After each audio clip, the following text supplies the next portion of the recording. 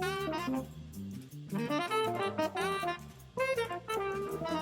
me to be here, it's a labor of love. It's our objective, hopefully, as we approach that 50th anniversary, to get things renovated and do what this building originally was designed for.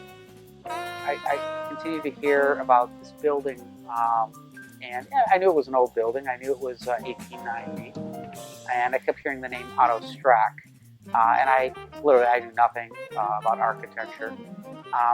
But I started to realize that Otto Strack was not your ordinary architect. He was the lead architect for Pabst, and has been involved with the design of a lot of different buildings in the city. But it's my understanding he was only involved with 4 buildings that were specifically what they call tied houses, which are tied directly to the brewery. And I believe as it is now, this is the only one still left standing. The others have burned down. Since Otto Strack left Pabst, he went out to New York and did skyscrapers. So as far as architects go, he was one of the best for what he did. But even as I continued to hear his name, I wanted some sort of, I don't say evidence or proof, but I wanted to know that he did in fact design this building. And so maybe a year and a half after I started here, we had the building permit pulled. And it's not as easy as you would think to still pull a building permit, especially when it's 122 years old. But we got it. And it certainly did in fact confirm that not only was Otto Strack the architect, but the original name was Pabst Saloon. And it became clear then that the bowling alleys that were in this basement that we knew about had been there. They weren't established in the 20s, 30s, or 40s. They were original. And that was a big surprise. In fact, it was a huge surprise. It was literally at that point I realized this is not just an extraordinary building, but it's an absolute rarity.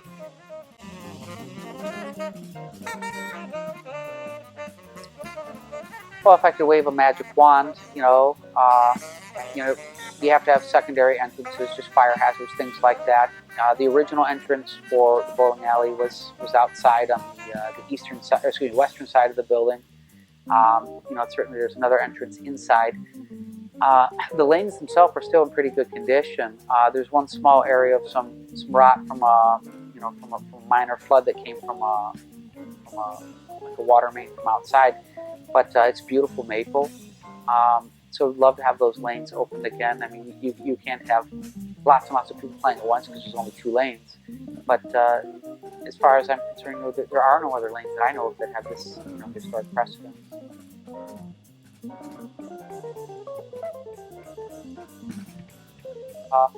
I know that there were a lot of affluent people that lived out east, especially in New York. They had so much money that it wasn't inconceivable they had lanes in their house.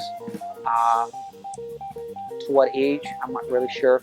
I've found a few places online that they claim they have the oldest, and it's not necessarily that this has to be the oldest. We don't know, but the fact that it was, certainly established by, someone of extreme importance and wealth and development in this nation, being the Pabst, and certainly the best family.